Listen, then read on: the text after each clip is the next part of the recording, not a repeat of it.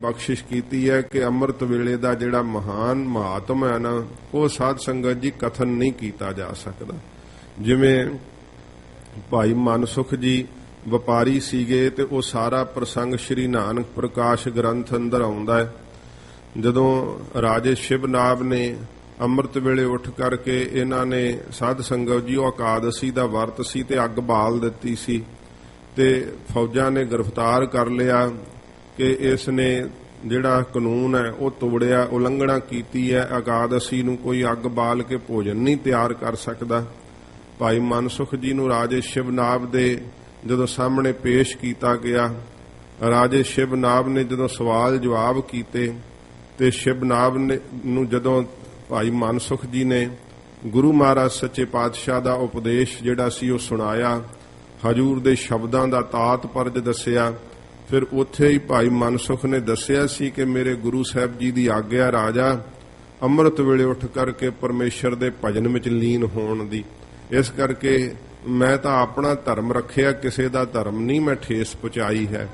ਰਾਜਾ ਸ਼ਿਵਨਾਭ ਗਿਆਨੀ ਸੀ, ਉਸ ਦੇ ਮਨ ਦੇ ਅੰਦਰ ਜਾਗ ਪਈ ਸਦਰ, ਸੁਣਨ ਦੀ ਚੇਸ਼ਟਾ ਉੱਠ ਪਈ। ਕਹਿਣ ਲੱਗੇ, ਅੱਛਾ ਜੇ ਅੰਮ੍ਰਿਤ ਵੇਲੇ ਇਸ਼ਨਾਨ ਕਰੇ ਤੇ ਉਹਦਾ ਕੀ ਫਲ ਹੁੰਦਾ ਹੈ? ਭਾਈ ਮਨਸੁਖ ਜੀ ਕਹਿਣ ਲੱਗੇ ਕਿ ਜਿਹੜਾ ਅੰਮ੍ਰਿਤ ਵੇਲੇ ਉੱਠ ਕਰਕੇ ਪਹਿਲੇ ਹੀ ਪਹਿਰ ਜਦੋਂ ਅੰਮ੍ਰਿਤ ਵੇਲਾ ਆਰੰਭ ਹੁੰਦਾ ਹੈ, ਜੇ ਇਸ਼ਨਾਨ ਕਰੇ ਤਾਂ ਇਹ ਸ਼ਿਵਨਾਭ ਰਾਜਾ ਹੀਰਿਆਂ ਤੋਂ ਵੀ ਵੱਧ ਦਾਨ ਕਰਨ ਦਾ ਫਲ ਪ੍ਰਾਪਤ ਹੁੰਦਾ ਹੈ। ਅੱਛਾ ਜੇ ਇਹਨੂੰ ਹਟ ਕੇ ਇਸ਼ਨਾਨ ਕਰੇ ਤਾਂ ਫਿਰ ਭਾਈ ਮਨਸੁਖ ਜੀ ਨੇ ਕਿਹਾ ਹੋਰ 2 ਘੜੀਆਂ ਰੁਕ ਕੇ ਇਸ਼ਨਾਨ ਕਰੇ ਤੇ ਸੋਨਾ ਦਾਨ ਕਰਨ ਦਾ ਫਲ ਪ੍ਰਾਪਤ ਹੁੰਦਾ ਹੈ। ਜੇ ਕਹਿੰਦੇ ਹੋਰ 2 ਘੜੀਆਂ ਰੁਕ ਕਰਕੇ ਇਸ਼ਨਾਨ ਕਰੇ, ਚਾਂਦੀ ਦੇ ਦਾਨ ਕਰਨ ਦਾ ਫਲ ਪ੍ਰਾਪਤ ਹੁੰਦਾ ਹੈ। ਹੋਰ ਸਮਾਂ ਰੁਕ ਜਾਵੇ ਤੇ ਫਿਰ ਦਾਨ ਕਰੇ, ਵਾਹਿਗੁਰੂ ਇਸ਼ਨਾਨ ਕਰੇ ਤੇ ਫਿਰ ਇਸ ਪ੍ਰਕਾਰ ਕਹਿੰਦੇ ਕਿ ਦੁੱਧ ਆਦਿਕ ਜਾਂ ਹੋਰ ਪਦਾਰਥ ਜਿਵੇਂ ਦਾਨ ਕਰ ਦਈਏ ਤੇ ਉਹ ਫਲ ਪ੍ਰਾਪਤ ਹੁੰਦਾ ਹੈ। ਫਿਰ ਕਹਿੰਦੇ ਆ ਜਦੋਂ ਸੂਰਜ ਚੜ੍ਹ ਜਾਂਦਾ ਹੈ, ਅੰਮ੍ਰਿਤ ਵੇਲਾ ਗੁਜ਼ਰ ਜਾਂਦਾ ਹੈ, ਲੰਘ ਜਾਂਦਾ ਹੈ ਤੇ ਸੂਰਜ ਚੜ੍ਹੇ ਇਸ਼ਨਾਨ ਕਰੇ। ਭਾਈ ਮਨਸੁਖ ਜੀ ਨੇ ਕਿਹਾ ਰਾਜਾ ਫਿਰ ਤਾਂ ਸਰੀਰ ਦੀ ਸਫਾਈ ਹੁੰਦੀ ਹੈ, ਫਲ ਕੋਈ ਨਹੀਂ ਮਿਲਦਾ, ਫਲ ਤਾਂ ਅੰਮ੍ਰਿਤ ਵੇਲੇ ਪ੍ਰਾਪਤ ਹੁੰਦਾ ਹੈ। ਤੇ ਇਹ ਅੰਮ੍ਰਿਤ ਵੇਲੇ ਸਾਧ ਸੰਗਤ ਜੀ ਇਹੋ ਜੀ ਵਾਹਿਗੁਰੂ ਜੀ ਦੀ ਕਲਾ ਵਰਤਦੀ ਹੈ। ਬਹੁਤ ਸਾਰੇ ਧਰਮਾਂ ਦੇ ਅੰਦਰ ਖੋਜ ਕੀਤੀ ਗਈ ਇਸ ਅੰਮ੍ਰਿਤ ਵੇਲੇ ਦੀ ਬਾਬਤ। ਕੁਦਰਤੀ ਇਹ ਫਿਜ਼ਾ ਦੇ ਅੰਦਰ ਇਹੋ ਜੀ ਉਸ ਸਮੇਂ ਸ਼ਕਤੀ ਕ੍ਰੀਏਟ ਹੁੰਦੀ ਹੈ। ਜਿਹੜੇ ਉੱਠ ਕਰਕੇ ਉਸ ਸਮੇਂ ਕੋਈ ਭਜਨ ਕਰ ਰਹੇ ਹੁੰਦੇ ਆ, ਉਹਨਾਂ ਨੂੰ ਉਹ ਸ਼ਕਤੀ ਆਪਣਾ ਸਾਧ ਸੰਗਤ ਜੀ ਸਪਰਸ਼ ਦਿੰਦੀ ਹੈ। ਅੰਮ੍ਰਿਤ ਵੇਲੇ ਉੱਠ ਕਰਕੇ ਭਜਨ ਕਰਨ ਵਾਲਾ ਬਹੁਤ ਸਾਧ ਸੰਗਤ ਜੀ ਟਿਕਿਆ ਹੋਇਆ ਪੁਰਖ ਹੁੰਦਾ ਹੈ। ਉਹਦੇ ਮਨ ਵਿੱਚ ਸ਼ਾਂਤੀ ਹੁੰਦੀ ਹੈ, ਭਟਕਣਾ ਨਹੀਂ ਹੁੰਦੀ ਉਹਦੇ ਕੋਲ, ਬੇਚੈਨੀ ਨਹੀਂ ਹੁੰਦੀ। ਉਹਨੂੰ ਇੱਕ ਰਸਮਈ ਜ਼ਿੰਦਗੀ ਦਾ ਰਹੱਸ ਲੱਭ ਗਿਆ ਹੁੰਦਾ ਹੈ, ਭੇਦ ਖੁੱਲ ਗਿਆ ਹੁੰਦਾ ਹੈ ਉਹਦੇ ਅੰਦਰ। ਕਿਉਂਕਿ ਰੋਜ਼ ਦਾ ਜਾਗਣਾ, ਜਿਵੇਂ ਫਿਰ ਸ਼ਬਦ ਦਾ ਅਭਿਆਸ ਕਮਾਉਂਦੇ ਆ ਅਭਿਆਸੀ, ਉਵੇਂ ਸਾਧ ਸੰਗਤ ਜੀ ਫਿਰ ਪ੍ਰਾਪਤੀ ਹੁੰਦੀ ਹੈ। ਇਹ ਅੰਮ੍ਰਿਤ ਵੇਲੇ ਦਾ ਕੀਤਾ ਹੋਇਆ ਭਜਨ ਬਹੁਤ ਜ਼ਿਆਦਾ ਫਲਦਾਇਕ ਹੁੰਦਾ ਹੈ। ਇਸੇ ਕਰਕੇ ਕਿਹਾ ਕਿ ਪਹਿਲੇ ਪਹਿਰਾ ਫੁੱਲੜਾ ਫਲ ਪੀ ਪਛਾ ਰਾਤ। ਜਿਵੇਂ ਫੁੱਲ ਪੈਂਦਾ ਹੈ ਨਾ, ਪਹਿਲੀ ਰਾਤ ਸਾਧ ਸੰਗਤ ਜੀ ਜਿਹੜਾ ਉਹ ਇਹ ਫਲ ਪ੍ਰਾਪਤ ਹੁੰਦਾ ਹੈ। ਤੇ ਜਿਹੜਾ ਪਿਛਲੀ ਰਾਤ ਉੱਠ ਕਰਕੇ ਅੰਮ੍ਰਿਤ ਵੇਲੇ ਭਜਨ ਕਰਨਾ ਹੈ, ਇਹ ਸੱਚੇ ਪਾਤਸ਼ਾਹ ਜੀ ਮਹਾਰਾਜ ਕਿਹਾ ਕਿ ਜਿਵੇਂ ਭਾਈ ਰਸਿਆ ਹੋਇਆ ਫਲ ਖਾਈਦਾ ਨਾ, ਇਸ ਤਰ੍ਹਾਂ ਇਹ ਬ੍ਰਹਮ ਗਿਆਨ ਰੂਪੀ ਰਸਿਆ ਹੋਇਆ ਫਲ ਹੀ ਉਹ ਖਾਂਦੇ ਆ। ਵਾਹਿਗੁਰੂ ਦੀ ਅਭੇਦਤਾ ਰੂਪੀ ਮਹਾਰਾਜ ਸੱਚੇ ਪਾਤਸ਼ਾਹ ਦੇ ਸਰੂਪ ਦਾ ਅਨੁਭਵ ਜਿਹੜਾ ਨਾ, ਇਹ ਫਲ ਸਾਧ ਸੰਗਤ ਜੀ ਉਹ ਰਸਿਆ ਹੋਇਆ ਫਲ ਖਾਂਦੇ ਆ। ਸੱਚੇ ਪਾਤਸ਼ਾਹ ਜੀ ਮਹਾਰਾਜ ਕਹਿੰਦੇ ਜਿਹੜਾ ਅੰਮ੍ਰਿਤ ਵੇਲਾ ਹੈ ਇਹ ਸਾਧ ਸੰਗਤ ਜੀ ਬੜਾ ਮਹਾਨ ਹੈ। ਅੰਮ੍ਰਿਤ ਵੇਲੇ ਉੱਠ ਕਰਕੇ ਸੱਚੇ ਨਾਮ ਦਾ ਜਿਹੜਾ ਨਾ ਉਹ ਜਾਪ ਕਰਨਾ। ਅੰਮ੍ਰਿਤ ਵੇਲੇ ਉੱਠ ਕਰਕੇ ਕਈ ਤਾਂ ਕੰਮਾਂ ਕਾਰਾਂ ਨਾਲ ਉੱਠਦੇ ਆ, ਦੁੱਧ ਪਾਉਣ ਵਾਲੇ ਤਾਂ ਉਹ ਅੰਮ੍ਰਿਤ ਵੇਲੇ ਟਾਈਮ ਨਾਲ ਹੀ ਦੁੱਧ ਆਪਣਾ ਥਾਵਾਂ ਤੇ ਪਹੁੰਚਾਉਂਦੇ। ਕੱਲਾ ਜਾਗਣਾ ਨਹੀਂ, ਜਾਗ ਕਰਕੇ ਫਿਰ ਭਜਨ ਵਿੱਚ ਆਪਣੀ ਸੁਰਤ ਨੂੰ ਜੋੜਨਾ। ਤੇ ਕੋਈ ਵੀ ਉਸ ਤਰ੍ਹਾਂ ਕਾਰਜ ਹੈ ਨਾ, ਉਹ ਅੰਮ੍ਰਿਤ ਵੇਲੇ ਕੀਤਾ ਬਥੇਰੇ ਲਾਭਦਾਇਕ ਹੁੰਦਾ ਹੈ। ਪਹਿਲਿਆਂ ਸਮਿਆਂ ਵਿੱਚ ਜ਼ਿਮੀਂਦਾਰ ਜਦੋਂ ਕੋਈ ਖੇਤ ਆਦਿਕ ਦੀ ਵਾਹੀ ਕਰਦੇ ਤਾਂ ਵੀ ਸੂਰਜ ਚੜ੍ਹਨ ਤੋਂ ਪਹਿਲਾਂ ਹੀ ਕਿੰਨੀਆਂ ਪੈਲੀਆਂ ਉਹ ਖੇਤ ਵਾਹ ਲਿਆ ਕਰਦੇ ਸੀ, ਕਿਉਂਕਿ ਅੰਮ੍ਰਿਤ ਵੇਲੇ ਕੰਮ ਵੀ ਬਹੁਤ ਜ਼ਿਆਦਾ ਸਾਧ ਸੰਗਤ ਜੀ ਨਿਬੜਦਾ। ਤੇ ਰੱਬ ਦੇ ਪਿਆਰੇ ਇਸੇ ਕਰਕੇ ਉਹਨਾਂ ਭਜਨ ਕਰਨ ਦਾ ਅੰਮ੍ਰਿਤ ਵੇਲਾ ਜਿਹੜਾ ਸਾਧ ਸੰਗਤ ਜੀ ਉਹ ਮਹਾਨ ਜਾਣਿਆ। ਵੇਖ ਲਓ, ਭਾਵੇਂ ਇਸਲਾਮ ਮਤ ਹੈ, ਭਾਵੇਂ ਈਸਾਈ ਮਤ ਹੈ, ਭਾਵੇਂ ਹਿੰਦੂ ਮਤ ਹੈ, ਸਭ ਦੇ ਅੰਦਰ ਹੀ ਅੰਮ੍ਰਿਤ ਵੇਲੇ ਦੀ ਮਹਾਨ ਮਹਿਮਾ ਕਹੀ ਗਈ ਹੈ। ਅੰਮ੍ਰਿਤ ਵੇਲਾ ਜੇ ਕੋਈ ਸਿੱਖ ਹੋ ਕਰਕੇ ਨਾ ਉੱਠੇ ਤਾਂ ਮਹਾਰਾਜ ਜੀ ਨੇ ਤਾਂ ਇਹ ਫਿਰ ਵਾਕ ਕਹੇ ਆ, ਗੁਰ ਸਤਿਗੁਰ ਕਾ ਜੋ ਸਿੱਖ ਅਖਾਏ ਸੋ ਭਲਕੇ ਉਠ ਹਰ ਨਾਮ ਤੇ ਆਵੈ। ਜਿਹੜਾ ਗੁਰੂ ਸਾਹਿਬ ਦਾ ਸਿੱਖ ਹੀ ਨਹੀਂ ਅਖਵਾਉਂਦਾ, ਫਿਰ ਮਹਾਰਾਜ ਕਹਿੰਦੇ ਉਹਨੂੰ ਭਾਈ ਕਹੀਏ ਹੀ ਕੀ। ਜੇ ਤਾਂ ਗੁਰੂ ਸਾਹਿਬ ਦੇ ਸਿੱਖ ਅਖਵਾਉਨੇ ਆਪਾਂ, ਫਿਰ ਹਜੂਰ ਦੀ ਇਹ ਸਿੱਖਿਆ ਕਿ ਅੰਮ੍ਰਿਤ ਵੇਲੇ ਉੱਠ ਕਰਕੇ ਵਾਹਿਗੁਰੂ ਦਾ ਭਜਨ ਕਰਨਾ ਚਾਹੀਦਾ ਹੈ। ਨਹੀਂ ਤਾਂ ਸਾਧ ਸੰਗਤ ਜੀ ਵੇਖੋ, ਇਹ ਬੱਜਰ ਵਾਂਗੂ ਇਹੋ ਜਿਹਾ ਭਾਰ ਪੈਂਦਾ ਹੈ। ਮਨੁੱਖ ਨੂੰ ਸਭ ਤੋਂ ਵੱਡਾ ਔਖਾ ਇਹੀ ਕੰਮ ਲੱਗਦਾ ਹੈ ਕਿ ਅੰਮ੍ਰਿਤ ਵੇਲੇ ਨਹੀਂ ਉੱਠਿਆ ਜਾ ਸਕਦਾ। ਤੇ ਕਿੰਨੇ ਕਿੰਨੇ ਕਈ ਰੋਜ਼ ਹੀ ਨਾ, ਕਈ ਬੜਾ ਸੁਣ ਕਰਕੇ ਫਿਰ ਝੂਰਦੇ ਆ ਕਿ ਮੈਂ ਰੋਜ਼ ਮਨ ਵਿੱਚ ਸੋਚ ਕੇ ਸੌਣਾ ਕਿ ਅੰਮ੍ਰਿਤ ਵੇਲੇ ਉੱਠੂੰਗਾ।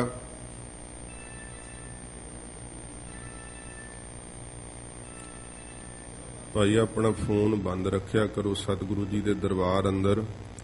ਜਿਸ ਕਿਸੇ ਦਾ ਵੀ ਵੱਜਦਾ ਫੋਨ, ਬੇਨਤੀ ਹੈ ਬੰਦ ਕਰ ਲਓ। ਇਉਂ ਸਾਧ ਸੰਗਤ ਜੀ, ਸੱਚੇ ਪਾਤਸ਼ਾਹ ਜੀ ਮਹਾਰਾਜ ਅੰਮ੍ਰਿਤ ਵੇਲੇ ਦੀ ਹਜੂਰ ਮਹਿਮਾ ਕਹਿੰਦੇ ਆ ਸੱਚੇ ਪਾਤਸ਼ਾਹ ਜੀ। ਫਿਰ ਪੜ੍ਹ ਦਿਓ ਪੰਕਤੀ। ਅੰਮ੍ਰਿਤ ਵੇਲਾ ਸਚ ਨਾਮ। ਅੰਮ੍ਰਿਤ ਵੇਲਾ ਸੱਚੇ ਪਾਤਸ਼ਾਹ ਜੀ ਮਹਾਰਾਜ ਕਹਿੰਦੇ ਜਦੋਂ ਸੱਚੇ ਨਾਮ ਦਾ ਭਾਈ ਜਾਪ ਕਰਨਾ ਹੈ। ਸੱਚੇ ਨਾਮ ਦਾ ਜਾਪ ਕਿਵੇਂ ਕਰੀਦਾ ਹਜੂਰ ਦੱਸਦੇ ਆ। ਵਡਿਆਏ ਵਿਚਾਰ। ਮਹਾਰਾਜ ਕਹਿੰਦੇ ਉਸ ਦੇ ਸੱਚੇ ਨਾਮ ਦੀਆਂ ਵਡਿਆਈਆਂ ਕਰਨੀਆਂ, ਉਹਦੇ ਸਰੂਪ ਦੀ ਵਿਚਾਰ ਕਰਨੀ। ਫਿਰ ਅੰਦਰ ਵਿਚਾਰ ਉਤਪੰਨ ਕਰਨੀ, ਮੈਂ ਕੌਣ ਹਾਂ, ਮੇਰਾ ਜਨਮ ਕਿੱਥੋਂ ਹੋਇਆ ਹੈ, ਮਰਨ ਤੋਂ ਬਾਅਦ ਮੈਂ ਕਿੱਧਰ ਚਲੇ ਜਾਣਾ ਹੈ। ਆਪਣੇ ਆਪੇ ਦੀ ਵਿਚਾਰ ਕਰਨੀ ਕਿ ਮੈਂ ਸਰੀਰ ਹਾਂ, ਆਪਣਾ ਆਪਾ ਖੋਜਣਾ। ਇਹ ਸੱਚੇ ਪਾਤਸ਼ਾਹ ਜੀ ਕਹਿੰਦੇ ਭਾਈ ਸਰੂਪ ਦੀ ਵਿਚਾਰ ਕਰਨੀ। ਫਿਰ ਵਾਹਿਗੁਰੂ ਦੀਆਂ ਬੇਅੰਤ ਵਡਿਆਈਆਂ ਨੇ। ਅਕਿਰਤ ਘਣਾ ਨੂੰ ਪਾਲ ਰਿਹਾ ਹੈ, ਫਿਰ ਔਗਣਾ ਵਾਲਿਆਂ ਦੀ ਵੀ ਇਸ ਪ੍ਰਕਾਰ ਰੱਖਿਆ ਕਰ ਰਿਹਾ ਹੈ, ਸਭ ਨੂੰ ਬਖਸ਼ਿਸ਼ਾਂ ਦੇ ਰਿਹਾ ਹੈ। ਇਉਂ ਉਹਦੀਆਂ ਵਡਿਆਈਆਂ ਨੂੰ ਸੱਚੇ ਪਾਤਸ਼ਾਹ ਜੀ ਮਹਾਰਾਜ ਕਹਿੰਦੇ ਭਾਈ ਅੰਮ੍ਰਿਤ ਵੇਲੇ ਉੱਠ ਕਰਕੇ ਗਾਇਨ ਕਰਨਾ, ਸੱਚੇ ਨਾਮ ਦਾ ਜਾਪ ਕਰਨਾ। ਹਜੂਰ ਦੇ ਦਰਬਾਰ ਦੇ ਅੰਦਰ ਸਾਧ ਸੰਗਤ ਜੀ ਅੰਮ੍ਰਿਤ ਵੇਲੇ ਤੋਂ ਹੀ ਵੇਖੋ ਕੀਰਤਨ ਦਾ ਜਿਹੜਾ ਹੈ ਪ੍ਰਵਾਹ ਚੱਲ ਪੈਂਦਾ ਹੈ। ਜਿੱਥੇ ਜਿੱਥੇ ਸਤਿਗੁਰਾਂ ਜੀ ਦੇ ਸਾਜੇ ਹੋਏ ਪਵਿੱਤਰ ਸਥਾਨ ਨੇ, ਇਹ ਸਿੱਖ ਧਰਮ ਦੇ ਅੰਦਰ ਅੰਮ੍ਰਿਤ ਵੇਲੇ ਦੀ ਵੱਡੀ ਮਹਾਨਤਾ ਹੈ। ਜਿੰਨੇ ਵੀ ਸਤਪੁਰਸ਼ ਮਹਾਪੁਰਸ਼ ਕਮਾਈ ਵਾਲੇ ਹੋਏ ਐ, ਸਭ ਨੇ ਆਪਣੇ ਜੀਵਨ ਦੇ ਅੰਦਰ ਅੰਮ੍ਰਿਤ ਵੇਲੇ ਨੂੰ ਨਹੀਂ ਸਾਧ ਸੰਗਤ ਜੀ ਖੁੰਝਾਇਆ। ਆਪਣੇ ਸਰੀਰ ਦੇ ਅੰਤਲੇ ਸਮੇਂ ਤੱਕ ਵੀ ਅੰਮ੍ਰਿਤ ਵੇਲੇ ਉੱਠ ਕਰਕੇ ਉਹ ਭਜਨ ਵਿੱਚ ਸੁਰਤ ਜੋੜਦੇ ਰਹੇ। ਇਹ ਸੱਚੇ ਪਾਤਸ਼ਾਹ ਜੀ ਮਹਾਰਾਜ ਨੇ ਮਹਾਨ ਮਹਿਮਾ ਅੰਮ੍ਰਿਤ ਵੇਲੇ ਦੀ ਸਿੱਖ ਪੰਥ ਦੇ ਅੰਦਰ ਕਹੀ ਹੈ। ਫਿਰ ਸਾਧ ਸੰਗਤ ਜੀ ਜਿਹੜਾ ਇਹ ਮਨੁੱਖਾ ਜਨਮ ਹੈ ਨਾ, 84 ਲੱਖ ਜੂਨਾਂ ਦੇ ਬਤੀਤ ਹੋ ਜਾਣ ਤੋਂ ਜਦੋਂ ਜੀਵ 84 ਭੋਗ ਕੇ ਆਉਂਦਾ ਫਿਰ ਮਨੁੱਖਾ ਜਨਮ ਪ੍ਰਾਪਤ ਹੁੰਦਾ ਹੈ। ਇਸ ਪ੍ਰਕਾਰ ਇਹ 84 ਲੱਖ ਜੂਨਾਂ ਜਿਹੜੀਆਂ ਨਾ ਰਾਤ ਦੀ ਨਿਆਈ ਬਤੀਤ ਹੋ ਚੁੱਕੀਆਂ ਨੇ ਤੇ ਮਨੁੱਖਾ ਜਨਮ ਜਿਹੜਾ ਅੰਮ੍ਰਿਤ ਵੇਲਾ ਪ੍ਰਾਪਤ ਹੋਇਆ ਹੈ। ਇਸੇ ਕਰਕੇ ਕਿਹਾ ਕਿ ਭਈ ਪ੍ਰਾਪਤ ਮਾਨੁਖ ਦੇਹੁਰੀਆ, ਗੋਬਿੰਦ ਮਿਲਣ ਕੀ ਇਹ ਤੇਰੀ ਬਰੀਆ। ਅਵਰ ਕਾਜ ਤੇਰਾ ਕਿਤੇ ਨਾ ਕਾਮ, ਮਿਲ ਸਾਧ ਸੰਗਤ ਭਜ ਕੇਵਲ ਨਾਮ। ਇਸੇ ਕਰਕੇ ਕਿਹਾ ਕਿ ਇਹ ਬਤੀਤ ਹੋ ਚੁੱਕੀ ਆ ਬਾਕੀ ਰਾਤ, ਹੁਣ ਤੈਨੂੰ ਮਨੁੱਖਾ ਜਨਮ ਰੂਪੀ ਅੰਮ੍ਰਿਤ ਵੇਲਾ ਪ੍ਰਾਪਤ ਹੋਇਆ ਹੈ ਤੇ ਹੁਣ ਤੂੰ ਮਨੁੱਖਾ ਜਨਮ ਰੂਪੀ ਅੰਮ੍ਰਿਤ ਵੇਲੇ ਨੂੰ ਆਪਣੇ ਹੱਥੋਂ ਗਵਾ ਨਾ। ਇਹ ਮਨੁੱਖਾ ਜਨਮ ਜਿਹੜਾ ਹੈ ਨਾ, ਇਹ ਬੜਾ ਦੁਰਲੱਭ ਹੈ, ਇਹ ਐਵੇਂ ਨਹੀਂ ਤੈਨੂੰ ਪ੍ਰਾਪਤ ਹੋਇਆ। ਤੇ ਇਸ ਕਰਕੇ ਸੱਚੇ ਪਾਤਸ਼ਾਹ ਜੀ ਮਹਾਰਾਜ ਨੇ ਇਹ ਵੀ ਸੰਕੇਤ ਦਿੱਤਾ ਹੈ ਕਿ ਅੰਮ੍ਰਿਤ ਵੇਲਾ ਜਿਹੜਾ ਹੈ ਨਾ, ਇਹ ਮਨੁੱਖਾ ਜਨਮ ਹੈ। ਇਹਦੇ ਵਿੱਚ ਵਾਹਿਗੁਰੂ ਦਾ ਭਜਨ ਕਰਨਾ ਚਾਹੀਦਾ, ਸੱਚੇ ਨਾਮ ਦੀਆਂ ਵਡਿਆਈਆਂ ਕਰਨੀਆਂ ਚਾਹੀਦੀਆਂ। ਆਪਣੇ ਸਰੂਪ ਦੀ ਵਿਚਾਰ ਕਰਨ ਵਾਸਤੇ ਸੱਚੇ ਪਾਤਸ਼ਾਹ ਜੀ ਕਹਿੰਦੇ ਮਨੁੱਖਾ ਜਨਮ ਰੂਪੀ ਅੰਮ੍ਰਿਤ ਵੇਲਾ ਸਿੱਧੋ। ਇਸ ਅੰਮ੍ਰਿਤ ਵੇਲੇ ਨੂੰ ਖੰਜਾਉਣਾ ਨਹੀਂ ਚਾਹੀਦਾ, ਲੰਘਾਉਣਾ ਨਹੀਂ ਚਾਹੀਦਾ। ਫਿਰ ਸਾਧ ਸੰਗਤ ਜੀ ਜਿਹੜੀ ਬਾਲ ਅਵਸਥਾ ਹੈ ਨਾ, ਇਹ ਵੀ ਅੰਮ੍ਰਿਤ ਵੇਲਾ ਹੈ। ਜਿਹੜੀਆਂ ਇਹ ਸਰੀਰ ਦੇ ਉੱਤੇ ਅਵਸਥਾਵਾਂ ਆਉਂਦੀਆਂ ਨਾ, ਇਹਨਾਂ ਵਿੱਚੋਂ ਬਾਲ ਅਵਸਥਾ ਜਿਹੜੀ ਅੰਮ੍ਰਿਤ ਵੇਲਾ ਹੈ, ਕਿਉਂਕਿ ਉਦੋਂ ਅਜੇ ਵਿਕਾਰਾਂ ਦਾ ਇੰਨਾ ਜ਼ੋਰ ਨਹੀਂ ਪਿਆ ਹੁੰਦਾ। ਆਲੇ ਦੁਆਲੇ ਹੋਰ ਸੰਸਕਾਰਾਂ ਦਾ ਇੰਨਾ ਜ਼ੋਰ ਨਹੀਂ ਪੈਂਦਾ, ਕੋਈ ਸੱਜਣ ਮਿੱਤਰ ਨਹੀਂ ਬਾਹਲੇ ਵੱਧਦੇ। ਇਸ ਕਰਕੇ ਇਹ ਬਾਲਕ ਉਮਰ ਦੇ ਵਿੱਚ ਹੀ ਅੰਮ੍ਰਿਤ ਵੇਲੇ ਵਿੱਚ ਮਹਾਰਾਜ ਕਹਿੰਦੇ ਭਜਨ ਕਰੇ ਤੇ ਭਾਈ ਵਧੇਕ ਫਲਦਾ ਹੈ। ਫਿਰ ਇਹ ਬਾਲਕ ਉਮਰ ਜਿਹੜੀ ਹੈ ਇਹ ਵੀ ਅੰਮ੍ਰਿਤ ਵੇਲਾ ਮੰਨੀ ਗਈ ਹੈ। ਫਿਰ ਸਾਧ ਸੰਗਤ ਜੀ ਜਿਹੜੇ ਯੁੱਗ ਹਨ 4, ਇਹਨਾਂ ਚੌਹਾਂ ਯੁੱਗਾਂ ਵਿੱਚੋਂ ਕਲਯੁਗ ਅੰਮ੍ਰਿਤ ਵੇਲਾ ਮੰਨਿਆ ਹੋਇਆ ਹੈ।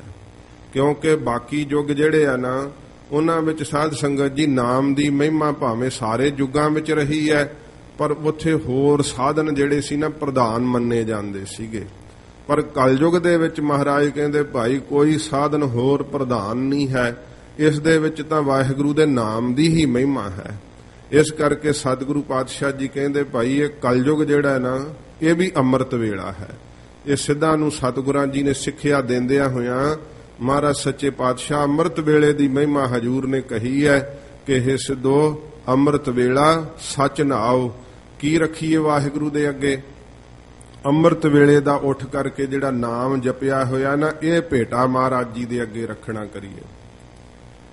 ਪਦਾਰਥ ਕੀ ਭੇਟ ਕਰਨਾ ਹੈ, ਤੇ ਜਿਹਦੇ ਕੋਲ ਹੁਣ ਮਹਾਰਾਜ ਨੂੰ ਭੇਟ ਕਰਨ ਵਾਸਤੇ ਕੁਝ ਨਹੀਂ ਹੈਗਾ, ਫਿਰ ਸਾਧ ਸੰਗਤ ਜੀ ਉਹ ਕੀ ਮਹਾਰਾਜ ਸੱਚੇ ਪਾਤਸ਼ਾਹ ਦੇ ਸਾਹਮਣੇ ਭੇਟਾ ਕੀ ਕਰ ਸਕੇਗਾ?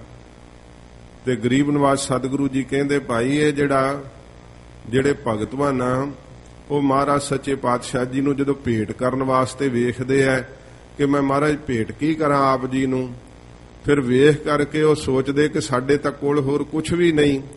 ਸੱਚੇ ਪਾਤਸ਼ਾਹ ਮਹਾਰਾਜ ਦੇ ਭਜਨ ਵਿੱਚ ਆਪਣਾ ਜਨਮ ਹੀ ਲੇਖੇ ਲਾ ਦਿੰਦੇ ਆ। ਮਾਧੋ ਇਹੋ ਜਨਮ ਤੁਮਾਰੇ ਲੇਖੇ, ਉਹ ਜਨਮ ਹੀ ਮਹਾਰਾਜ ਸਾਹਿਬ ਦੇ ਅੱਗੇ ਭੇਟ ਕਰ ਦਿੰਦੇ, ਆਪਣੀ ਸਾਰੀ ਜ਼ਿੰਦਗੀ ਤਨ ਮਨ ਧਨ ਅਰਪਣ ਕਰ ਦਿੰਦੇ ਆ। ਤੇ ਸਾਧ ਸੰਗਤ ਜੀ ਇਹ ਪਦਾਰਥ ਜਿਹੜਾ ਹੈ ਨਾ ਅੰਮ੍ਰਿਤ ਵੇਲੇ ਦਾ ਜਪਿਆ ਹੋਇਆ ਨਾਮ, ਸਤਿਗੁਰੂ ਜੀ ਕਹਿੰਦੇ ਭਾਈ ਇਉਂ ਅੰਮ੍ਰਿਤ ਵੇਲਾ ਸੱਚ ਨਾਓ ਵਡਿਆਈ ਵਿਚਾਰ। ਜਿਹੜੀਆਂ ਮੇਰੇ ਵਾਹਿਗੁਰੂ ਦੀਆਂ ਵਡਿਆਈਆਂ ਨੇ ਉਹਦੀ ਵਿਚਾਰ ਕਰਨੀ, ਵਾਹਿਗੁਰੂ ਦਾ ਜਸ ਗਾਇਨ ਕਰਨਾ, ਆਪਣੇ ਸਰੂਪ ਦੀ ਵਿਚਾਰ ਕਰਨੀ। ਸੱਚੇ ਪਾਤਸ਼ਾਹ ਜੀ ਕਹਿੰਦੇ ਭਾਈ ਅੰਮ੍ਰਿਤ ਵੇਲੇ ਇਉਂ ਸੱਚੇ ਨਾਮ ਦਾ ਜਾਪ ਕਰਨਾ, ਵਾਹਿਗੁਰੂ ਦੇ ਅੱਗੇ ਮਹਾਰਾਜ ਸੱਚੇ ਪਾਤਸ਼ਾਹ ਜੀ ਕਹਿੰਦੇ ਭਾਈ ਭੇਟ ਕਰਨਾ ਚਾਹੀਦਾ।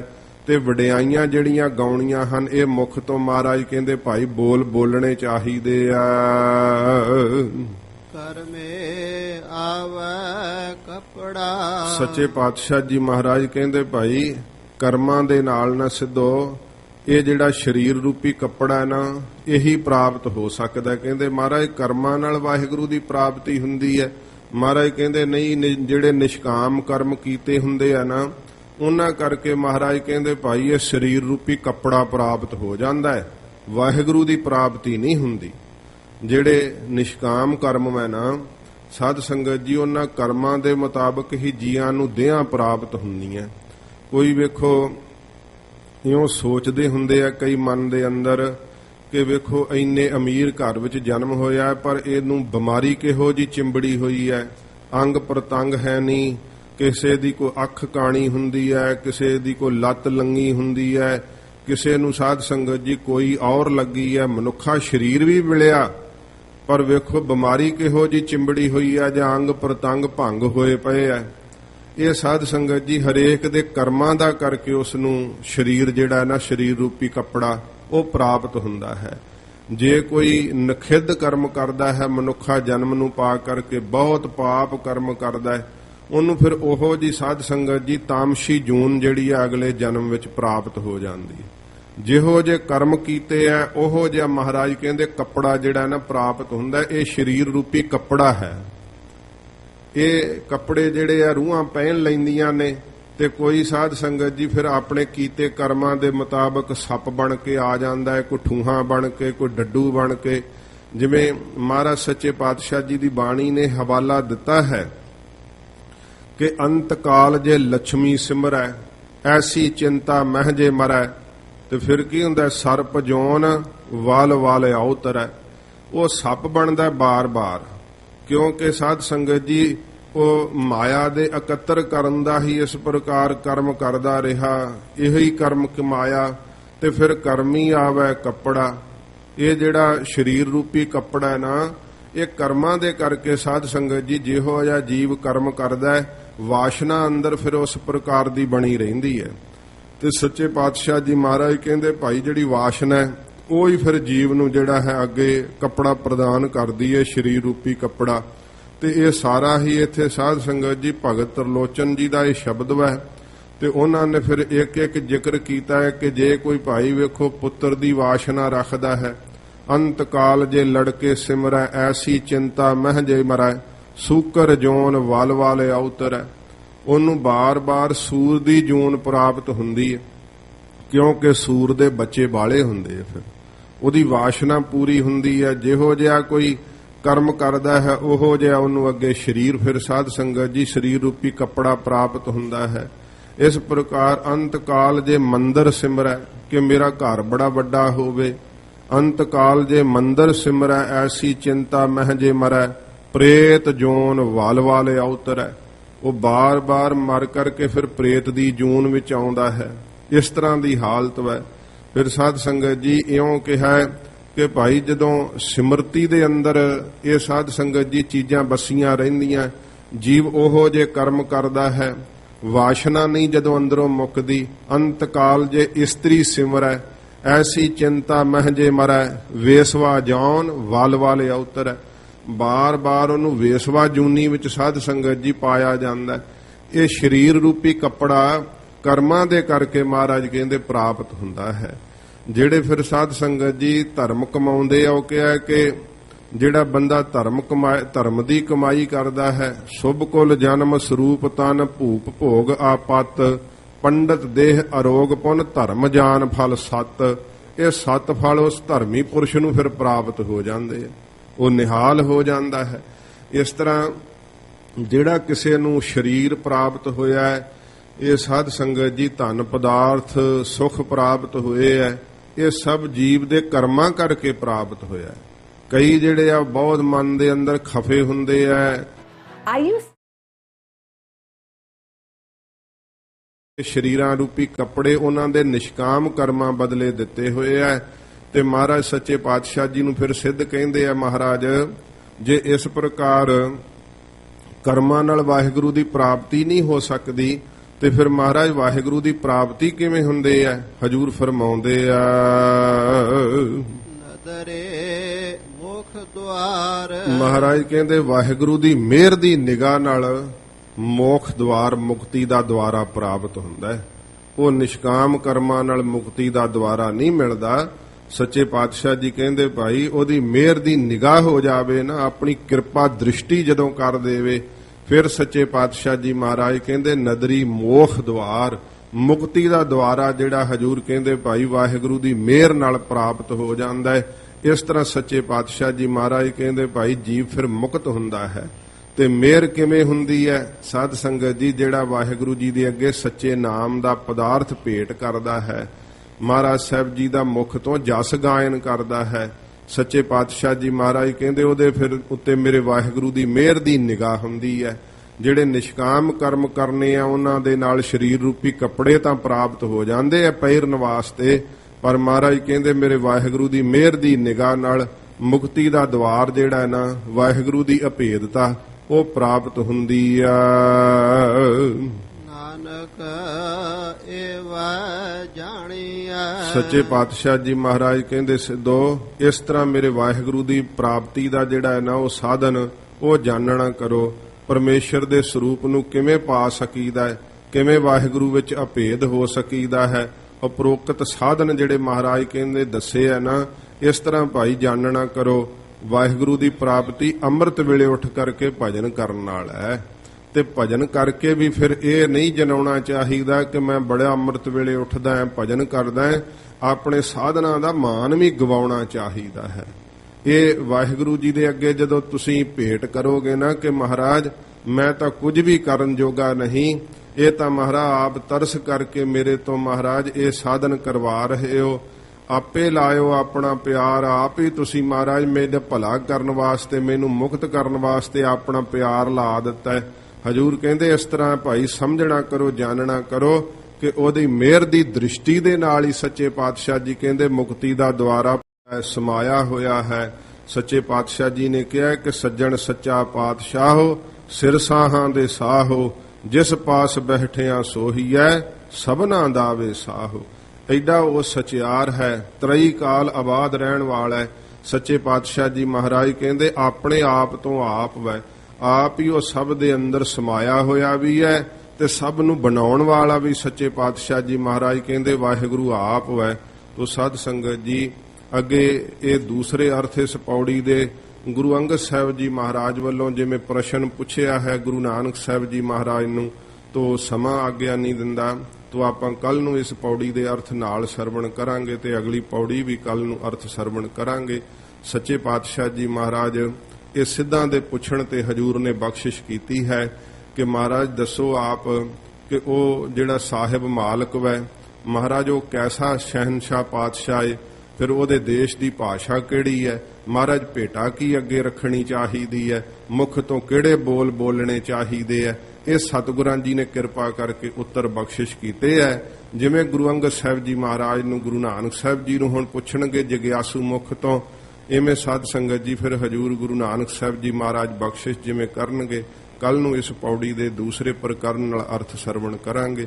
ਹੋਈਆਂ ਭੁੱਲਾਂ ਬਖਸ਼ ਲੈਣੀਆਂ, ਅੱਗੇ ਵਾਸਤੇ ਸਮਤ ਬਖਸ਼ਣੀ ਜੀ।